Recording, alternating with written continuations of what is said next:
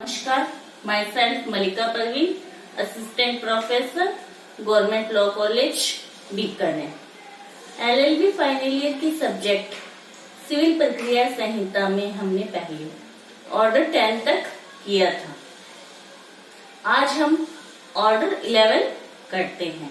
11 आदेश 11 क्या बताता है? आदेश 11 प्रकटीकरण और निरीक्षण के लिए ऑर्डर देता है, आदेश है। इसने बताया है कि वाद में कोई पक्षकार विरोधी पक्षकार से कोई क्वेश्चन पूछ सकता है, परिप्रश्न कर सकता है, दस्तावेजों को न्यायालय में पेश करने, प्रकट करने के लिए न्यायालय में आवेदन कर सकता है। साथ में ही कोई दस्तावेज, कोई डॉक्यूमेंट अभिवचनों में, प्लीडिंग में या शपथ पत्र के माध्यम से न्यायालय में फाइल किया गया है तो उन दस्तावेजों का विरोधी पक्षकार के दस्तावेजों का आवेदन करने वाला पक्षकार निरीक्षण भी कर सकता है, यानी उनको देख सकता है। ठीक है, तो ऑर्डर 11 में दो बातें हैं, प्रकटीकरण और निरीक्षण से संबंधित प्रोविजन दिए हैं। ऑर्डर 11 में टोटल रूल 23 रूल हैं। टोटल 23 रूल हैं। रूल को याद करने के लिए या इस आदेश ऑर्डर 11 को आसानी से समझने के लिए मैंने ऑर्डर 11 को 3 पार्ट में बांट दिया है। ठीक है, 3 पार्ट में बांट दिया है। ठीक है, तो फर्स्ट पार्ट क्या है?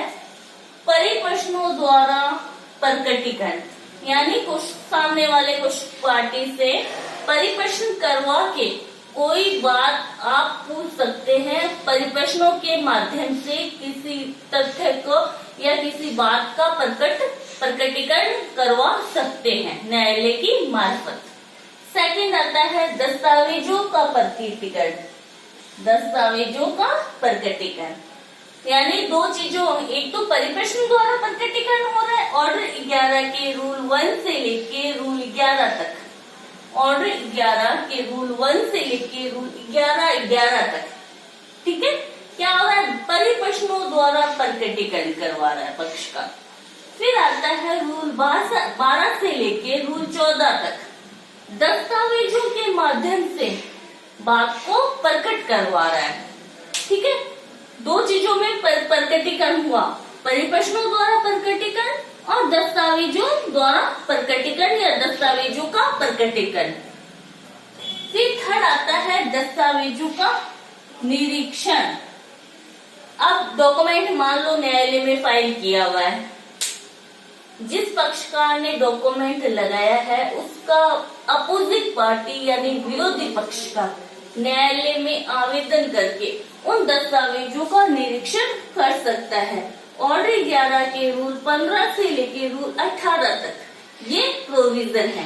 तो इसको 3 भागों में बांटा और इसके बाद में जो सामान्य प्रोविजन है वो है ऑर्डर 11 के रूल 19 से लेके रूल 23 तक। ये 4th पॉइंट है, 4th पार्ट है, यानी ऑर्डर 11 को हमने 4 पार्ट में बांट लिया है आसानी से समझने के लिए।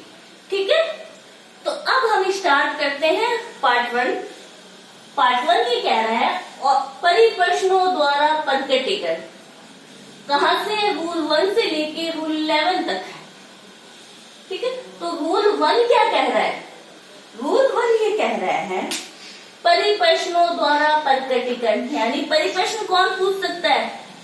वाद में कोई भी पक्षकार यानी वादी या प्रतिवादी विरोधी पक्षकार से यानी अपनी अपोजिट पार्टी से, कोई भी पक्षकार अपनी विरोधी पक्षकार से, यानी वादी है तो प्रतिवादी से और प्रतिवादी है तो वादी से परिप्रश्न पूछ सकता है, क्वेश्चन पूछ सकता है, क्वेश्चन पूछ सकता है। लेकिन वो लिखित परिप्रश्न क्या है? न्यायालय की अनुमति से ही पूछे जा सकते हैं। न्यायालय की अनुमति से ही पूछे जा सकते हैं। पर इसने बताया कि जो परिप्रश्न है वो सिर्फ और सिर्फ न्यायालय की अनुमति लेकर ही पूछे जा सकते हैं। तो जब लिखित परिप्रश्न न्यायालय में फाइल करना होता है, लिखित क्वेश्चन यानी लिखित परिप्रश्न विरोधी पक्षकार को देने से पहले, मान लो ए बी से कुछ परिप्रश्न पूछना चाह रहा है, ए बी से परिप्रश्न पूछना चाह रहा है, लिखित परिप्रश्न। बी को लिखित परिप्रश्न देने से पहले, पहुंचाने से पहले ए क्या करेगा, न्यायालय से अनुमति लेगा कि मैं बी से लिखित परिप्रश्न पूछना चाहता हूँ। न्यायालय अनुमति देगा तो ही ए बी से लिखित में परिप्रश्न पूछ सकता है। जब वो लिखित में परिप्रश्न पूछता है तो वहां पर क्वेश्चन में कई क्वेश्चन हो सकते हैं, कई परिप्रश्न हो सकते हैं उस परिप्रश्न में, लेकिन वहां पर कई परिप्रश्न होंगे तो वहां पे पूछने वाला पक्षकार यानी परिप्रश्न पूछने वाला पक्षकार ये बताएगा कि इस परिप्रश्न का उत्तर इस प्रतिवादी को या इस पक्षकार को, कई मान लो CDE है, तीन प्रतिवादी CDE 4 व्यक्ति हैं सामने, एक परिप्रश्न पूछ रहा है, एक परिप्रश्नों का संवर्ग दे दिया, बहुत सारे क्वेश्चंस दे दिए, फिर ए बताएगा कि इस परिप्रश्न का उत्तर बी को देना है, इस परिप्रश्न का उत्तर सी को देना है, इस परिप्रश्न का उत्तर डी को देना है। यानी परिप्रश्न पूछने वाला पक्षकार ये बताएगा कि किस परिप्रश्न का उत्तर कौन से पक्षकार को, विरोधी पक्षकार को देना है। ठीक है, इसके साथ में ही वो ये भी बताएगा कि जो परिप्रश्नों का एक संवर्ग है, यानी एक जैसे क्वेश्चंस हैं वो एक पक्षकार से पूछे जाएंगे। ऐसा नहीं है कि परिप्रश्नों का 5 संवर्ग थे और पांचों के पांचों एक ही बी से डी से पूछे जा रहे, सी डी से कुछ नहीं पूछा जा रहा, ऐसा नहीं होगा। यानी एक पक्षकार दूसरे पक्षकार से केवल एक संवर्ग के परिप्रश्न पूछ सकता है, ज्यादा क्वेश्चंस, ज्यादा संवर्गों के क्वेश्चंस नहीं पूछ सकता है। ठीक है, यानी पहले परिप्रश्न पूछने वाले ये न्यायालय की अनुमति लेगा कि मैं लिखित में उससे परिप्रश्न पूछना चाहता हूँ विरोधी पक्ष का, न्यायालय अनुमति देगा तो ही वो लिखित में परिप्रश्न पूछ सकता है। जब लिखित में परिप्रश्न भेजता है तो वो ये बता देगा कि कौन से परिप्रश्न का उत्तर किस पक्षकार को देना है, यानी वो बता देगा कि इस क्वेश्चन का आंसर इसको देना है, इसको देना है, यानी वो डिसाइड करके भेजता है कि इन क्वेश्चनों का जवाब कौन से पक्षकारों को देना है। इसके साथ में ही एक पक्षकार से एक ही संवर्ग के परिप्रश्न पूछे जा सकते हैं, अधिक संवर्गों वाले परिप्रश्न नहीं पूछे जा सकते। इसके साथ में एक परंतु आता है कि ऐसा परिप्रश्न जो वाद की विषय वस्तु से असंगत हो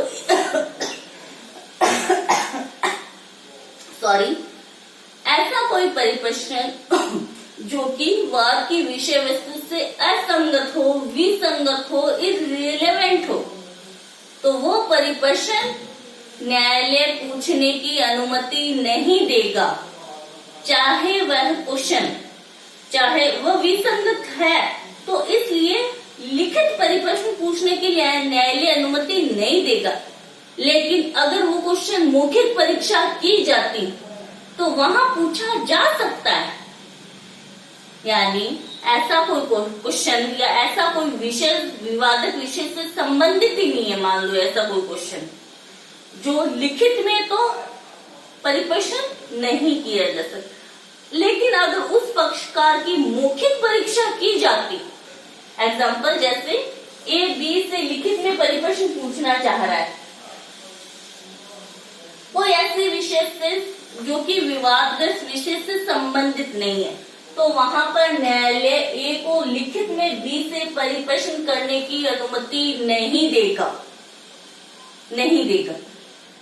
अगर ए बी से वो मौखिक परीक्षा करता तो वो क्वेश्चन पूछ सकता है। ठीक है, इसमें आएगा सॉरी, जो परिप्रश्न विषय से विसंगत है, चाहे वह मौखिक परीक्षा जब की जाती है तो उसमें तो ग्राह्य किया जा सकता है, यानी मौखिक एग्जाम, ओरल एग्जामिनेशन में तो वो पूछा जा सकता है, लेकिन रिटन में, लिखित में जब परिप्रश्न पूछा जाता है तो वो क्वेश्चन जो वाद की विषय वस्तु से विसंगत है, इररिलेवेंट है, वो क्वेश्चन पूछने की न्यायालय अनुमति नहीं देगा। ठीक है, इसके बाद में आता है ऑर्डर 11 का रूल 2, विशिष्ट परिप्रश्नों का न्यायालय के समक्ष रखा जाना। यानी परिप्रश्न सामने वाले पक्षकार से पूछना चाह रहा है, मान लो ए बी से पूछना चाहता है, तो वो पहले रूल 1 में तो ये बताया कि बी को देने से पहले, परिप्रश्न देने, लिखित परिप्रश्न देने से पहले ए न्यायालय से इजाजत, अनुमति, परमिशन प्राप्त करेगा।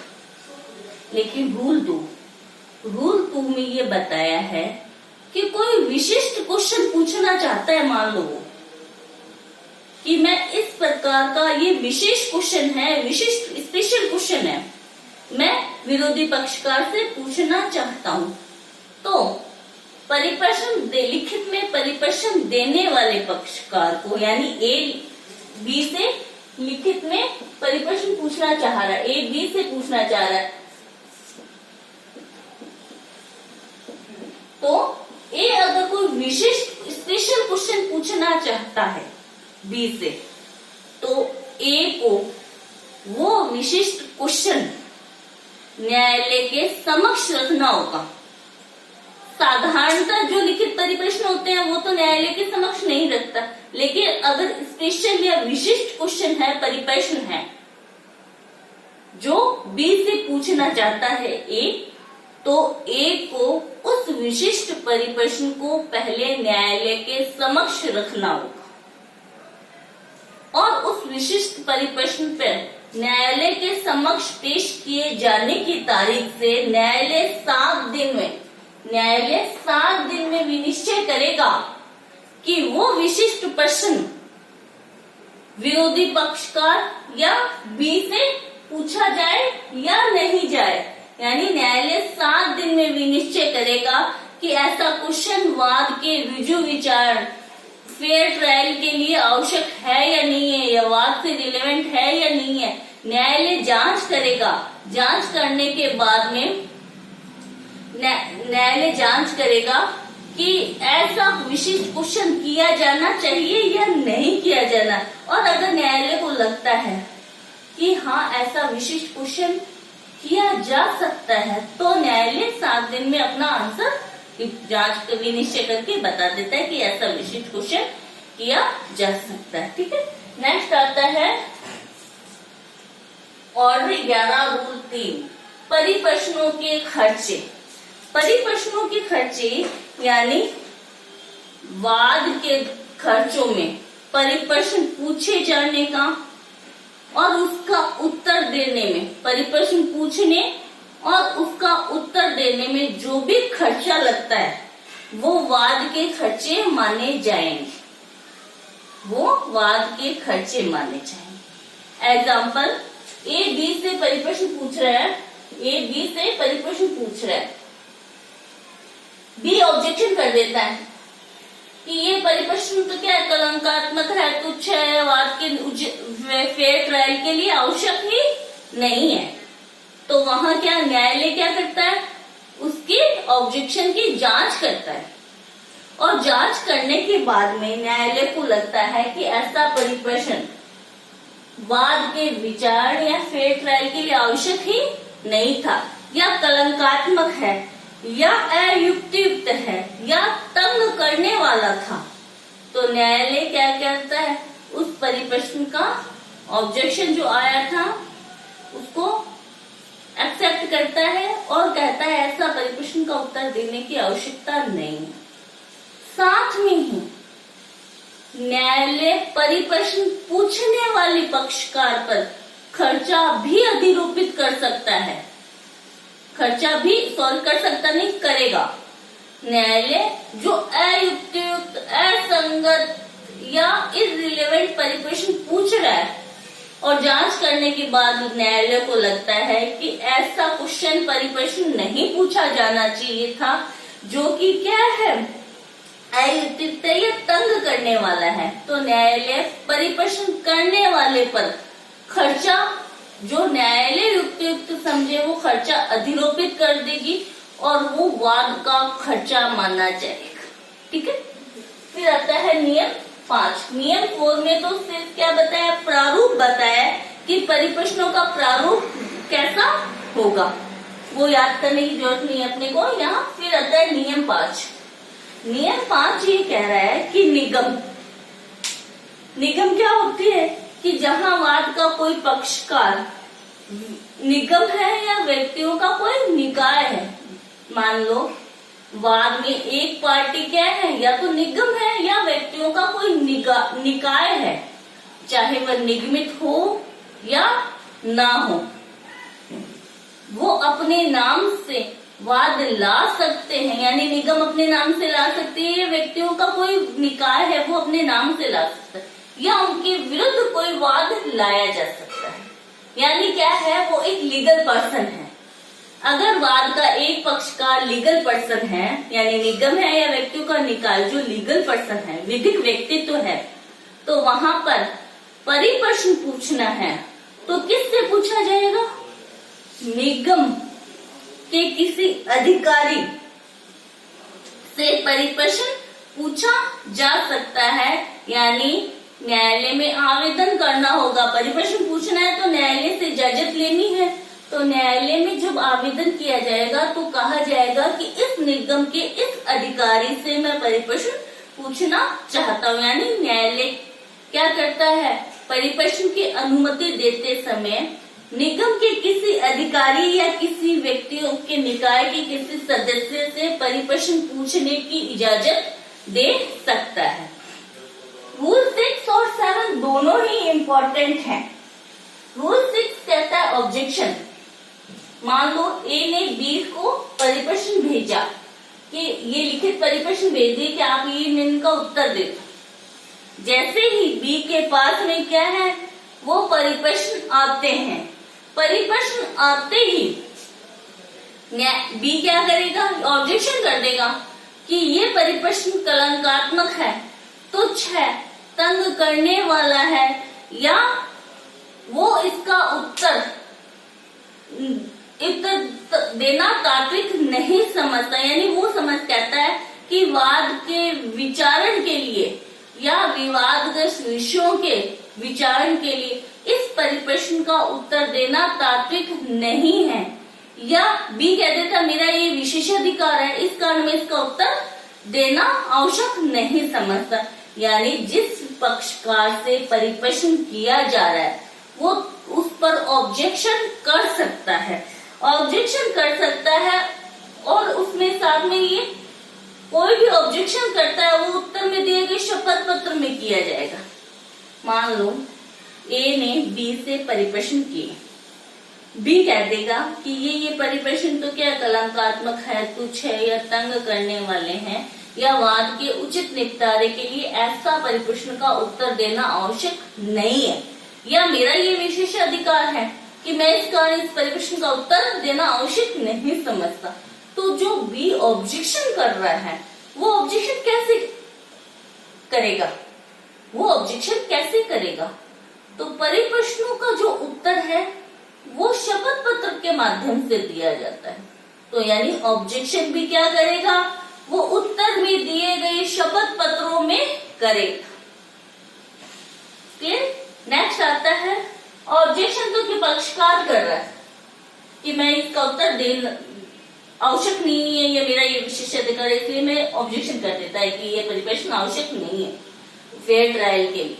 नेक्स्ट आता है रूल 7, अपास्त किया परिप्रश्नों को अपास्त किया जाना या काट दिया जाना।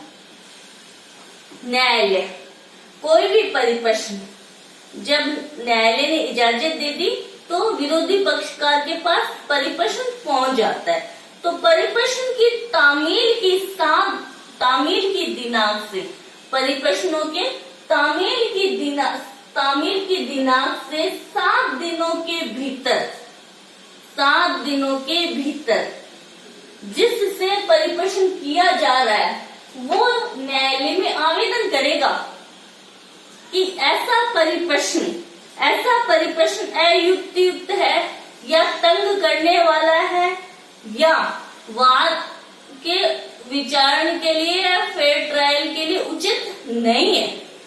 अगर न्यायालय जांच उसके आवेदन पर जांच करने पे ये संतुष्ट होता है कि हाँ ऐसा परिप्रश्न अयुक्तियुक्त है या तंग करने वाला है या आवश्यक नहीं है, तो न्यायालय उन परिप्रश्नों को अपास्त कर सकती है या उनको काट भी सकती है। ये कि मान लो ए ने बी से क्वेश्चन किया, परिप्रश्न किए, जब बी पर परिप्रश्नों की तामील होती है, बी पर जिस दिन तामील हुई कि आपको ये परिप्रश्न के उत्तर देने हैं, तामील की दिनांक से 7 दिनों में बी को न्यायालय में आवेदन करना होगा कि ए द्वारा पूछे गए परिप्रश्न अयुक्तियुक्त है, कलंकात्मक है या तंग करने वाले हैं, उचित निपटारे के लिए आवश्यक नहीं है। तो बी द्वारा किए गए आवेदन की न्यायालय जांच करता है और जांच करने के बाद में न्यायालय को लगता है ऐसा परिप्रश्न सही नहीं है, तो वो उस परिप्रश्न को अपास्त कर सकता है यानी सेट असाइड कर सकता है या उस परिप्रश्न को न्यायालय काट सकता है। यहाँ पर न्यायालय की पावर है। न्यायालय सुओ मोटो नहीं काट रहा है पक्षकार के आवेदन पे। आवेदन कितने दिनों में करेगा? परिप्रश्नों की तामील की दिनांक से 7 दिनों के भीतर आवेदन करेगा। नेक्स्ट आता है परिप्रश्नों का उत्तर। रूल 8 कि परिप्रश्नों का उत्तर कब दिया जाएगा या कैसे दिया जाएगा। जैसे कि मैंने पहले भी बताया रूल 6 में कि परिप्रश्नों का उत्तर शपथ पत्र के माध्यम से दिया जाता है, यानी उत्तर हमेशा शपथ पत्र फाइल करके दिया जाता है। अब उत्तर दिया कब जाएगा? टाइम पीरियड क्या है? टाइम पीरियड क्या है? शपथ पत्र के माध्यम से दिया जाएगा उत्तर, शपथ पत्र पर दिया जाएगा और 10 दिन के भीतर, यानी परिप्रश्नों की तामील होने की दिनांक से 10 दिन के भीतर या ऐसे युक्तियुक्त समय में दिया जाएगा जो न्यायालय द्वारा अनुज्ञात किया जाए या न्यायालय जिसे निर्धारित किया जाए। फॉर एग्जाम्पल ए ने परिप्रश्न पूछा बी से, तो बी उत्तर काय पे देगा? शपथ पत्र पे देगा। अब कितने दिनों में देगा? बी पर जिस दिन परिप्रश्नों की तामील हुई, तामील की दिनांक से 10 दिन के भीतर बी को परिप्रश्नों का उत्तर देना में अन्य कोई समय जो न्यायालय डिसाइड कर देता है, युक्तियुक्त बता देता है, अनुज्ञात कर देता है कि इस समय में भी परिप्रश्न का उत्तर दिया जा सकता है। ठीक है। फिर आता है रूल 9 कहता है, रूल 9 में प्रारूप बताया है कि शपथ पत्र यानी उत्तर में जो शपथ पत्र दिए जाएंगे उनका क्या प्रारूप होगा। शपथ पत्र उत्तर में जो शपथ पत्र है उनका कैसा ड्राफ्ट होगा, कैसे प्रारूप होगा, कुछ हो लेना। ठीक है। नेक्स्ट आता है रूल 10। अब शपथ पत्र उत्तर में जो शपथ पत्र पेश किए गए, यानी ए ने परिप्रश्न किया बी से, बी अपना उत्तर आंसर किस में देगा? शपथ पत्र के माध्यम से देगा। बी अपना आंसर शपथ पत्र के माध्यम से देगा। अब शपथ पत्र बी ने तो दे दिया, आंसर शपथ पत्र पे दे दिया। अब ए जिसने परिप्रश्न किया था वो उस उत्तर में दिए गए शपथ पत्र पर कोई ऑब्जेक्शन नहीं कर सकता। उसको क्या उसी का ऑब्जेक्शन न्यायालय सुनता रहेगा क्या? अगर ए ने अपना परिप्रश्न का उत्तर शपथ पत्र के माध्यम से न्यायालय में फाइल कर दी, उत्तर में दिए गए शपथ पत्र पर ए यानी परिप्रश्न पूछने वाला पक्षकार कोई ऑब्जेक्शन नहीं कर सकता कि भी इसने उत्तर दिया, उत्तर दिया है, पर्याप्त है या इसने संपूर्ण उत्तर नहीं दिए, यानी उसको ऑब्जेक्शन करने का कोई अधिकार नहीं है।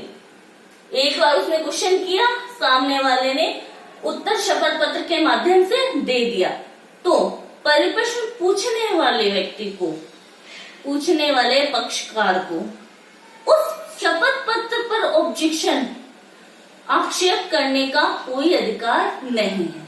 नेक्स्ट आता है रूल 11 ये बताता है कि रूल 10 में तो बता दिया कि ऑब्जेक्शन नहीं कर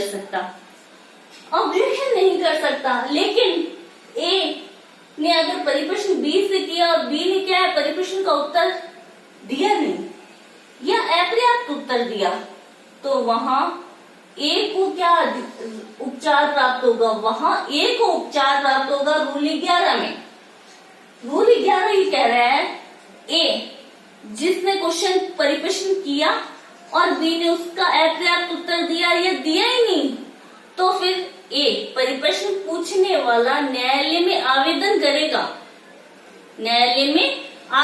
करेगा कि सामने वाले पक्षकार ने या तो परिप्रश्न का उत्तर दिया नहीं है या अपर्याप्त उत्तर दिया है, उसको अतिरिक्त उत्तर दिए जाने का आदेश फरमाया जाए। क्या, या तो उत्तर दिया नहीं या दिया है वो अपर्याप्त है, तो वो आवेदन करेगा न्यायालय में कि विरोधी पक्षकार यानी अपोजिट पार्टी, सामने वाले पक्षकार को जिसको परिप्रश्न भेजे गए थे, उसको अतिरिक्त उत्तर देने का आदेश फरमाया जाए। जब ऐसा आवेदन न्यायालय के पास में आ जाता है,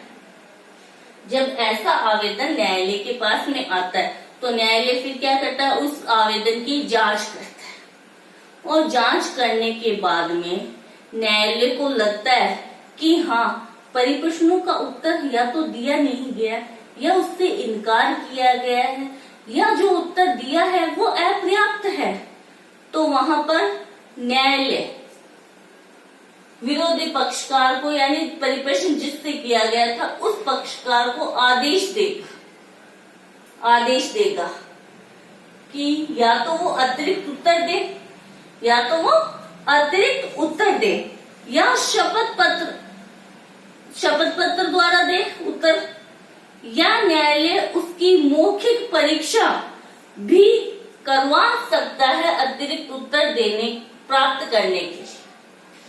न्यायालय उसको 3 आदेश दे सकता है, या तो क्या है, अतिरिक्त उत्तर दे दे, या शपथ पत्र फाइल करके जो जवाब देने से इनकार किया था वो जवाब दे, या न्यायालय उस परिप्रश्न के लिए न्यायालय मौखिक परीक्षा भी करवा सकता है उस पक्षकार की, यानी 3 प्रकार के न्यायालय आदेश दे सकता है।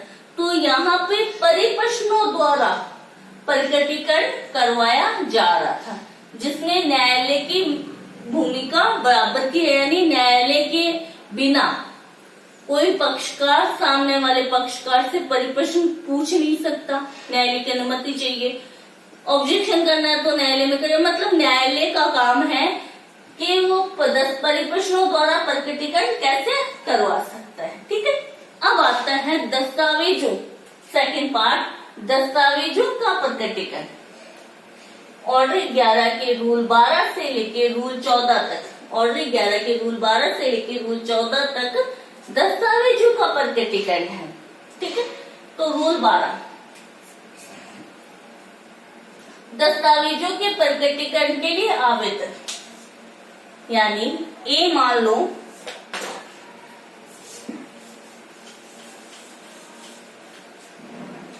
ए और बी के बीच में वाद फाइल हुआ है, कोर्ट में वाद चल रहा है। इस बीच में ए न्यायालय में आवेदन करता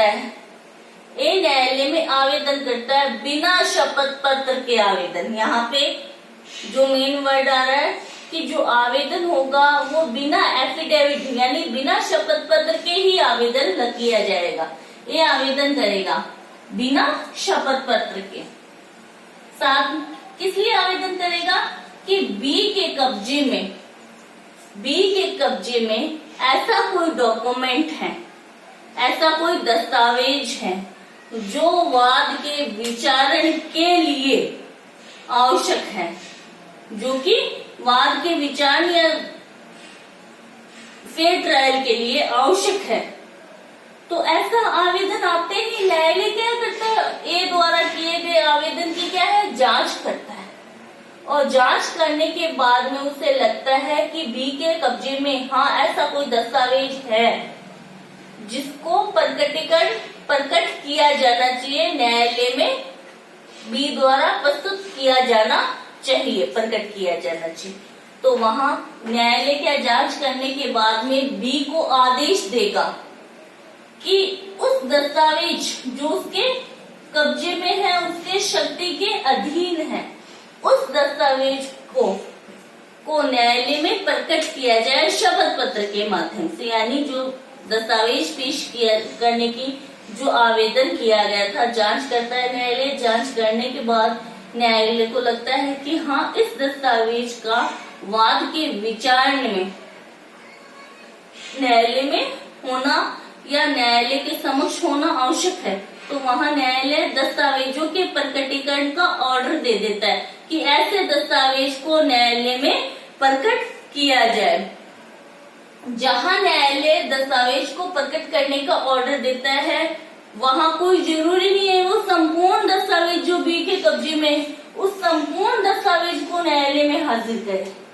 वो दस्तावेजों का एक वर्ग तक भी सीमित भी हो सकता है। यानी कुछ ऐसे दस्तावेज है जिस दस्तावेज पे बी का संपूर्ण अधिकार डिपेंड है। अधिकार यानी उसकी क्रॉस एग्जामिनेशन, उसकी प्रतिरक्षा ही उस दस्तावेज पे डिपेंड है। तो संपूर्ण उस पूरे के पूरे दस्तावेज को न्यायालय में प्रकटीकरण का ऑर्डर नहीं देगा न्यायालय।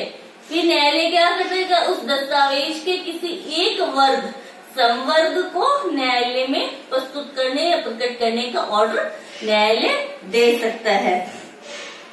और जहां न्यायालय को लगता है, और जहां न्यायालय ने जांच की और लगता है कि ऐसे दस्तावेज वाद के विचारण या फेयर ट्रायल के लिए अयुक्त है, तंग करने वाला आवेदन है, तो न्यायालय वहां दस्तावेज को प्रकट करने का आदेश नहीं दे। ठीक है, रूल 12 में है। और जो प्रकट करेगा दस्तावेज को, वो उत्तर हमेशा यानी परिप्रश्नों का उत्तर भी शपथ पत्र पे दिया जाएगा, और जो दस्तावेज प्रकट किया जाएगा वो भी शपथ पत्र के माध्यम से ही न्यायालय में प्रस्तुत किया जाएगा।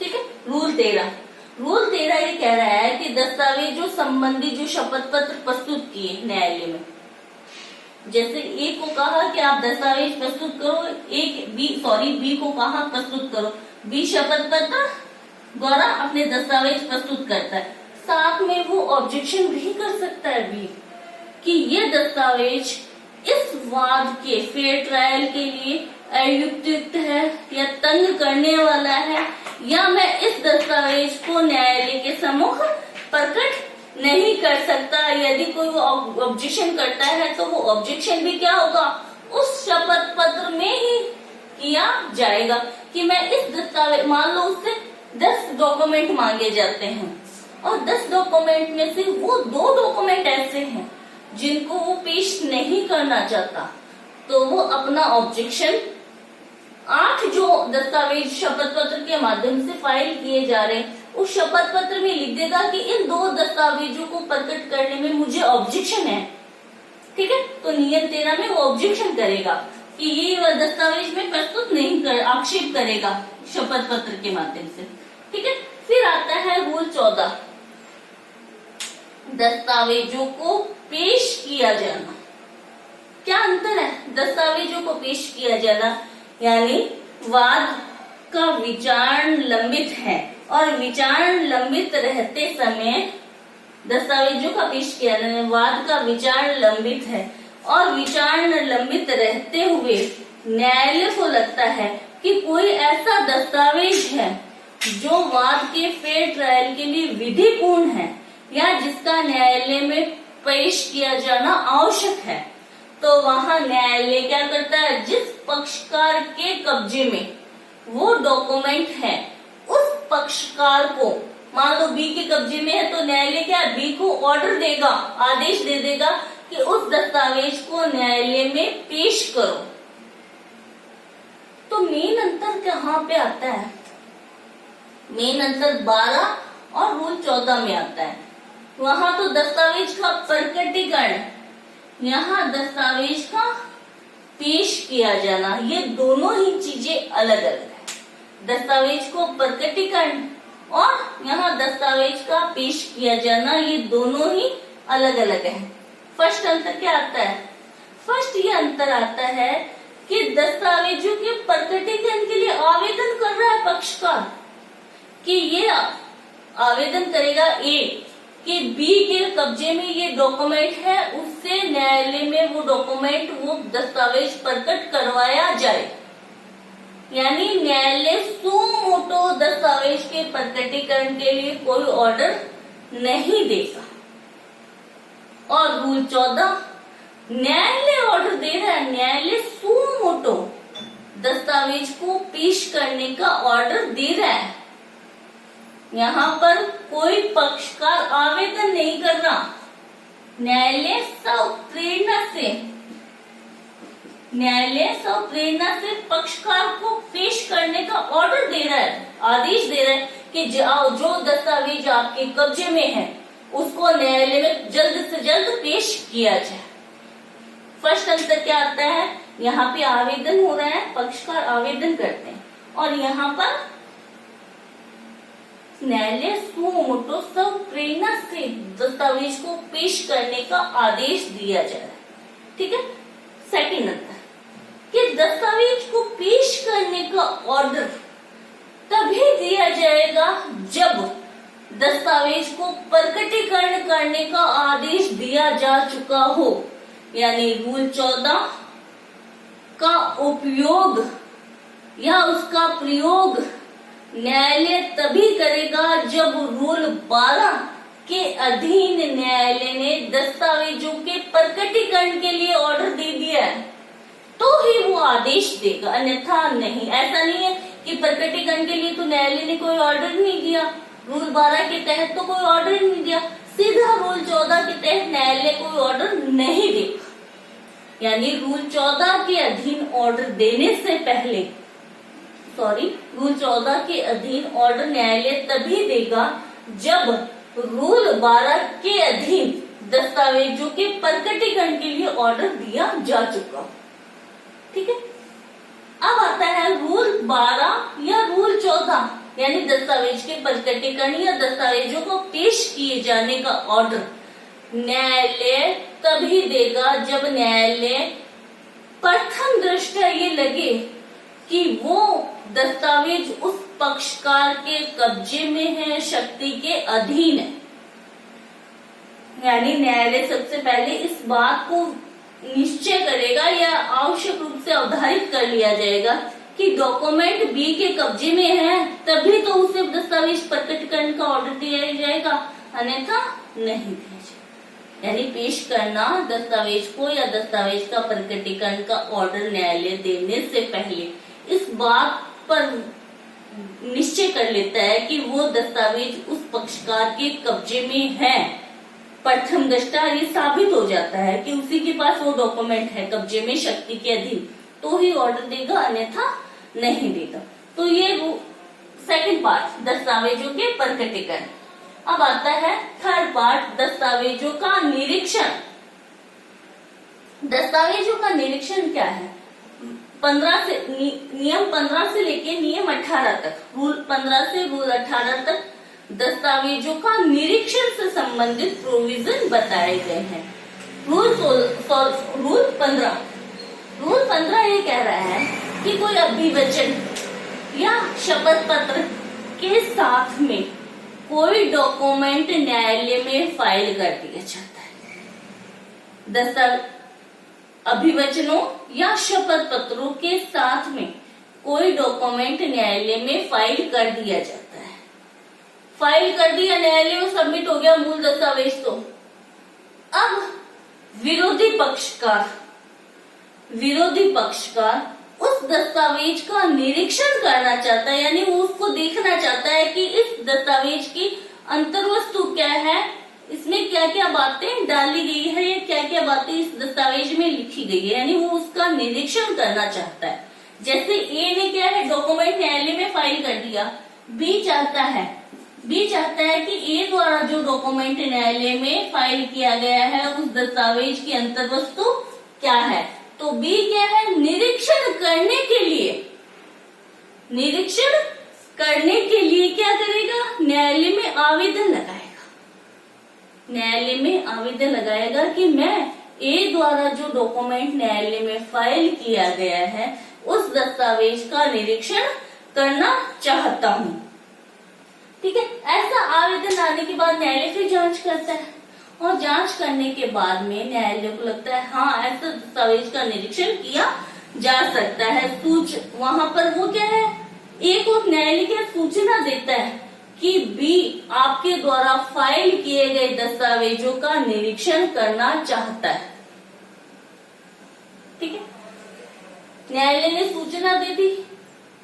अब सूचना देती ए कोई रिस्पॉन्स नहीं देता है या उसको निरीक्षण करने के लिए कोई सूचना का आंसर ही नहीं भेजता है कि कब आप निरीक्षण कर सकते हो, यानी ए ने कोई जवाब नहीं दिया।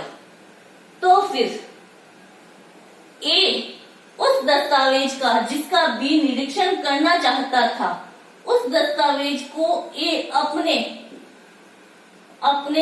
वाद में एज ए साक्ष्य के रूप में उस दस्तावेज का यूज नहीं ला सकता।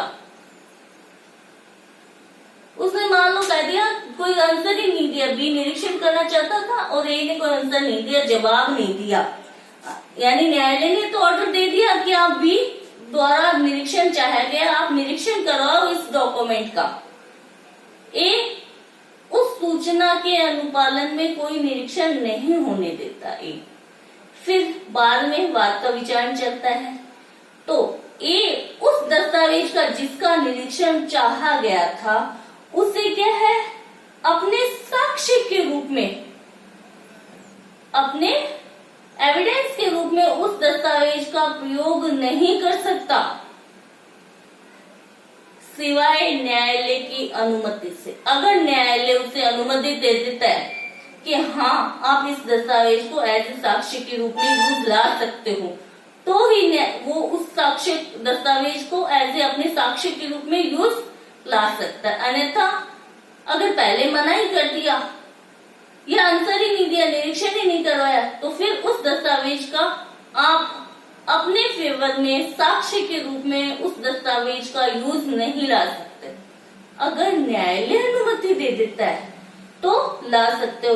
अब न्यायालय अनुमति कब देगा, जब ए यानी जिसने सूचना के अनुपालन में निरीक्षण नहीं होने दिया वो न्यायालय को युक्तियुक्त रीजन बता देता है कि भाई मैं इस कारण, कोई अन्य रीजन बता देता है, कोई हेतुक बता देता है कि मैंने इस कारण निरीक्षण नहीं करवाया, तो वहां पर न्यायालय अगर ए द्वारा बताए गए रीजन से संतुष्ट होता है तो ही ए उस दस्तावेज को एज ए साक्ष्य के रूप में वाद में यूज ला सकते हैं, अन्यथा नहीं।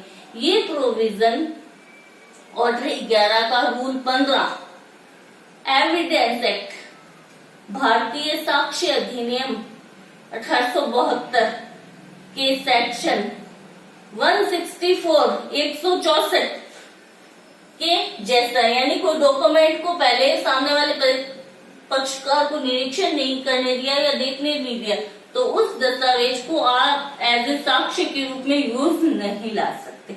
ऐसा ही प्रोविजन 164 एविडेंस एक्ट में बताया गया है। ठीक है, फिर आता है रूल 16 में वो प्रारूप बताया तो छोड़ देना। ठीक है, रूल 17 इम्पोर्टेंट है कि जब सूचना, अब यहाँ पे समय अवधि बता दी कि कितने समय में निरीक्षण करने दिया जाएगा। समय रूल 17 समय अवधि को बताता है कि जैसे ए दस्तावेज ए द्वारा दस्तावेज फाइल किया हुआ है, बी उस दस्तावेज को निरीक्षण करना चाहता है। बी ने न्यायालय में क्या है, आवेदन कर दिया कि मुझे ए द्वारा फाइल किए गए दस्तावेज का निरीक्षण करना है। न्यायालय जांच करता है, जांच करने के बाद में ए को सूचना भेजता है कि आपके द्वारा फाइल किए गए डॉक्यूमेंट की बी निरीक्षण करना चाहता है, उसके देखना चाहता है। तो जैसे ही ए के पास सूचना आती है, सूचना की तारीख से 10 दिन के भीतर वो बी को सूचना देगा कि हाँ आप इस दस्तावेज का निरीक्षण कर सकते हो। यानी ए को न्यायालय ने सूचना भेज दी, उस सूचना की तारीख से 10 दिन के भीतर बी क्या है, उस दस्तावेज को निरीक्षण करने के लिए टाइम देता है ए। 10 दिन में सूचना भिजवा देता है बी को कि हाँ आप इस दस्तावेज का निरीक्षण कर सकते हो। जैसे ही बी पर सूचना की तामील होती है, ए के पास टाइम पीरियड कितना है, 10 दिन, कि वो बी को सूचना भिजवा दे कि आप दस्तावेज का निरीक्षण कर लो। जैसे ही बी पर सूचना की तामील होती है तो बी के पास सिर्फ और सिर्फ 3 दिन बचते हैं, 3 दिन का समय मिलता है बी को कि वो उस दस्तावेज का निरीक्षण कर ले। ठीक है, अब वो निरीक्षण कहाँ पर करेगा, निरीक्षण कौन से डॉक्यूमेंट का करेगा या कहाँ, जिस अधिकारी या जिस व्यक्ति की न्यायालय में फाइल किया गया तो न्यायालय की कस्टडी में, न्यायालय के किसी अधिकारी के पास में वो डॉक्यूमेंट कस्टडी में होता है। तो वहां पर बी के पास 3 दिन होते हैं कि वो उस दस्तावेज का निरीक्षण उस अधिकारी की अभिरक्षा में, जिसके पास में वो डॉक्यूमेंट है, वहां जाके 3 दिनों में वो निरीक्षण कर सकता है। टाइम पीरियड बताया है नियम 17। नियम 18 ये कह रहा है निरीक्षण के लिए आदेश, यानी नियम 15 में क्या न्यायालय ने सूचना भेजी थी ए को कि आप निरीक्षण करो ए बी को इस डॉक्यूमेंट का। अगर यहाँ पर ए न्यायालय के नियम 15 के अधीन न्यायालय के द्वारा दी गई सूचना का अनुपालन नहीं करता है या निरीक्षण करवाने का लोभ करता है, मान लो सूचना होगी फिर भी ए बी को निरीक्षण नहीं करवाता, तो नियम 18 में न्यायालय आदेश दे देता है कि आपने नियम रूल 15 के द्वारा न्यायालय के द्वारा दिए गए आदेश का पालन नहीं किया और बी को निरीक्षण नहीं करने दिया डॉक्यूमेंट का, तो वहां पर न्यायालय ऑर्डर दे देता है कि इस दस्तावेज का निरीक्षण करवाया जाए जिसके कब्जे में वो डॉक्यूमेंट है, फिर आता है 18 में एक बात ये भी लिखी गई है कि न्यायालय आवेदन, यहाँ पर तो क्या फर्स्ट में तो नियम 15 की बात नहीं मानी गई तो न्यायालय स्वयं प्रेरणा से ऑर्डर दे रहा है। ये किसमें आएगा, फर्स्ट पॉइंट में तो न्यायालय क्या कर रहा है, न्यायालय स्वयं प्रेरणा से आवेदन कर रहा है नियम 18 में। ठीक है, और सेकंड पॉइंट ये कह रहा है न्यायालय में आवेदन किया जाता है कि भाई इसने निरीक्षण करवाया नहीं, जिसके कब्जे में डॉक्यूमेंट था उसने निरीक्षण करवाया नहीं या जानबूझकर उस जिसके कब्जे या शक्ति में वो डॉक्यूमेंट है लोप करा या छुपा लिया डॉक्यूमेंट को, तो आवेदन करता है पक्षकार न्यायालय में कि उसने मेरे को दस्तावेज का निरीक्षण करवाया नहीं, तो फिर न्यायालय आवेदन आने पर उस पक्षकार को ऑर्डर देगा जिसके कब्जे में, यहाँ पहले तो क्या सूचना ही भेजी थी, ऑर्डर नहीं दिया है। ठीक है, तो यहाँ पर रूल 18 का सेकंड पॉइंट ये कह रहा है न्यायालय पक्षकारों के आवेदन किए जाने पे जिसके कब्जे और शक्ति में वो डॉक्यूमेंट है उसको ऑर्डर दे रहा है कि आप इस पक्षकार को दस्तावेजों का निरीक्षण करवाओ।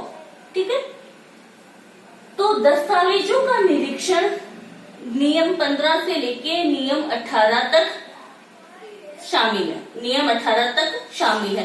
दस्तावेज 2 प्रकार के होते हैं, दस्तावेज दो प्रकार के हैं 15 से लेकर 18 तक। फर्स्ट दस्तावेज ऐसे हैं जो अभिवचनों और शपथ पत्र के साथ में न्यायालय में फाइल किए गए हैं। जो दस्तावेज अभिवचनों या शपथ पत्र के साथ में न्यायालय में फाइल किए गए हैं, वहां पर क्या है, उन दस्तावेजों का निरीक्षण अगर पक्षकार करना चाहता है तो वो पक्षकार न्यायालय के हस्तक्षेप के बिना, यानी न्यायालय की अनुमति के बिना ही दूसरे पक्षकार को सूचना भेजता है और उस दस्तावेज का निरीक्षण कर लेता है। यानी नियम 15 में क्या है, वो ए ने दस्तावेज फाइल किया, बी निरीक्षण करना चाहता है, तो बी क्या करता है, ए को सूचना भेज देता है कि मैं इस दस्तावेज का निरीक्षण करना चाहता हूँ। ठीक है, तो वो न्यायालय के परमिशन के बिना, परमिशन की आवश्यकता नहीं है नियम 15 में, यानी न्यायालय के हस्तक्षेप के बिना भी वो उस दस्तावेज का निरीक्षण कर सकता है। अन्य फर्स्ट दस्तावेज तो ऐसे थे कि जो अभिवचनों या शपथ पत्र के साथ में फाइल किए गए। इसके अलावा जो भी अन्य दस्तावेज हैं वो कहाँ पर, नियम 18, तो वहां पर न्यायालय में आवेदन करना पड़ता है, यानी न्यायालय के आवेदन या न्यायालय की अनुमति के बिना उन दस्तावेजों का निरीक्षण नहीं किया जा सकता। तो ये था पार्ट 3। पार्ट 1 में परिप्रश्नों द्वारा प्रकटीकरण था, पार्ट 2 में दस्तावेजों का प्रकटीकरण था, पार्ट 3 में दस्तावेजों का निरीक्षण था। अब आता है पार्ट 4। पार्ट 4 ये कह रहा है कि सत्यापित प्रतियां यानी कोई वाद न्यायालय में चल रहा है और उस वाद में कोई ऐसा डॉक्यूमेंट है जो लेखा है, बही है या कोई ऐसा अभिलेख है जो कि बैंककार साक्ष्य अधिनियम के तहत न्यायालय में क्या है, मूल दस्तावेज फाइल नहीं किया जा सकता। एग्जाम्पल क्या है, जैसे रोकड़ बही है, दुकान की बही खाता है, या रोकड़ बही जो चालू कारोबार के अनुक्रम में काम आती है, रोज प्रतिदिन काम आ रही है, तो क्या उस मूल डॉक्यूमेंट को न्यायालय में जमा कराया जाएगा क्या? नहीं, वहां पर उस बही, लेखा या उस अभिलेख के मूल सत्यापित या उसकी प्रमाणित प्रति न्यायालय में जमा करवाई जाएगी। मूल डॉक्यूमेंट वहां पर जमा नहीं कराया जाए, वहां पर प्रमाणित यानी सर्टिफाइड सत्यापित कॉपी न्यायालय में जमा करवाई जाती है। अब अगर कोई चाहता है कि मैं उस दस्तावेज का निरीक्षण करूं तो न्यायालय निरीक्षण का आवेदन आने पर उस सर्टिफाइड कॉपी यानी उस सत्यापित कॉपी का निरीक्षण करने का ही ऑर्डर देता है कि हाँ, आप इस सत्यापित कॉपी का निरीक्षण कर सकते हो। जब जो पक्षकार आवेदन कर रहा है वो सत्यापित कॉपी का निरीक्षण करता है तो वहां पर न्यायालय ये ऑर्डर दे सकता है जिसके कब्जे में मूल कॉपी, बही, रोकड़ या वो अभिलेख है कि आप मूल को इसको निरीक्षणार्थ यानी दिखाने के लिए पेश करो एक बारी। वो उस सत्यापित कॉपी की तुलना, प्रतियों की तुलना मूल से कर सकता है और तुलना करने के बाद वो मूल को देखता है और सत्यापित कॉपी की एक नकल ले लेता है या उसकी निरीक्षण कर लेता है। ठीक है, लेकिन कुछ ऐसे डॉक्यूमेंट भी हैं, यानी राज्य के विषयों से संबंधित कुछ ऐसे डॉक्यूमेंट या सर्टिफाइड कॉपियां होती है जिनको न्यायालय विशेषाधिकार होने के तहत उस सर्टिफाइड कॉपी का निरीक्षण करने की अनुमति भी नहीं देता है। फिर आता है रूल 20। रूल 20 से कह रहा है समय से पूर्व प्रकटीकरण, यानी न्यायालय जब किसी वाद का विचारण कर रहा है और विचारण करते समय एक पक्षकार के द्वारा एक पक्षकार के द्वारा किसी दस्तावेज के प्रकटीकरण के लिए आवेदन किया जाता है, उस आवेदन पर विचार करते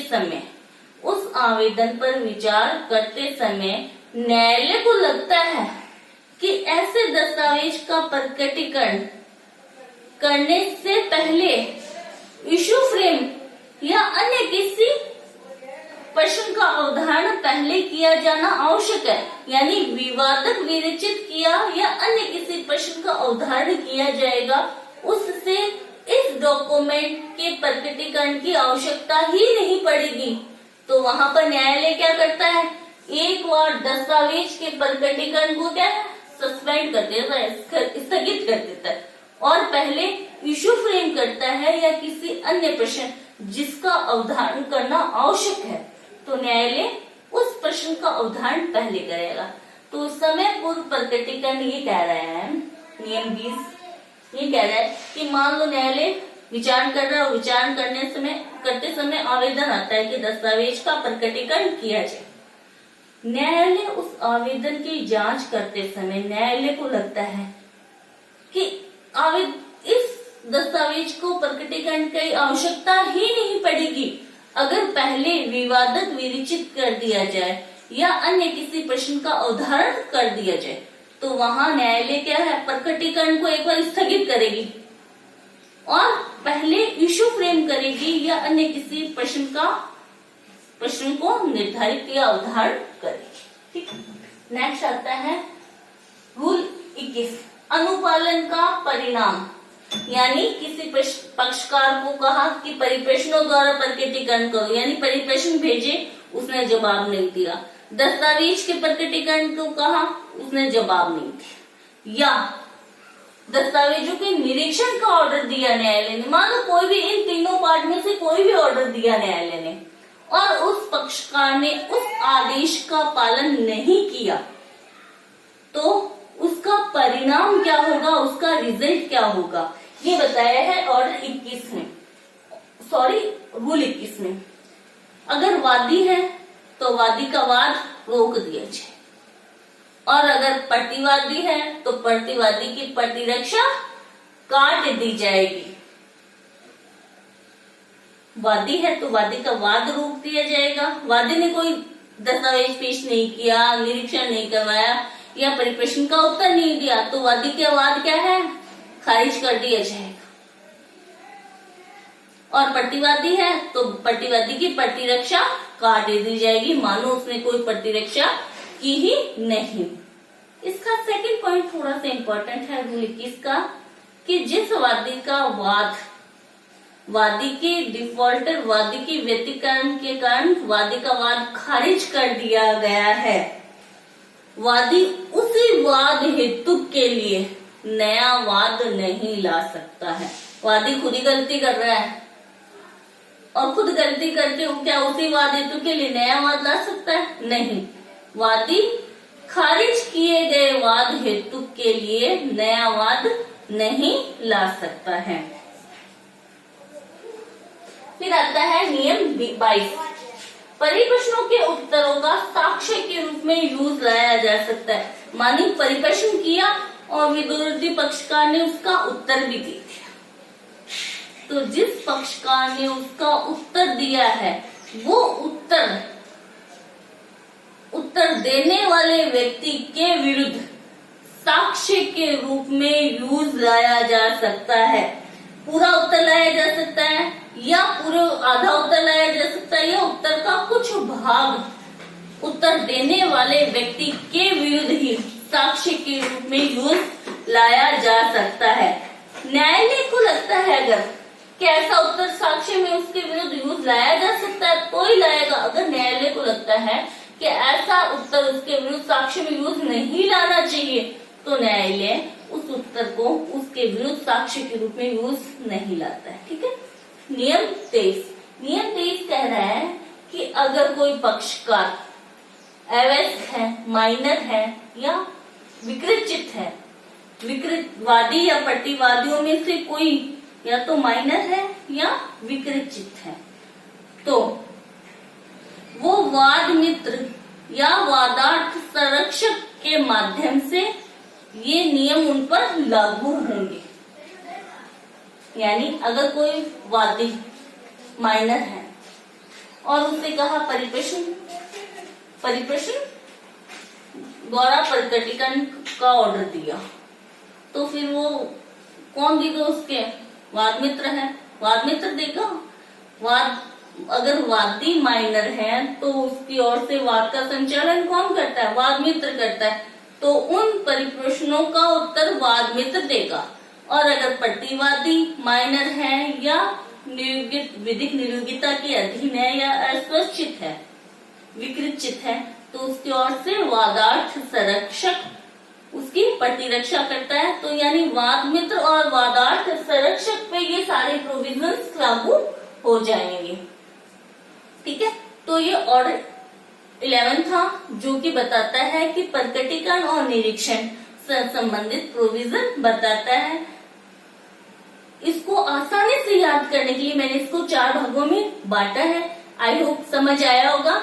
थैंक यू सो मच।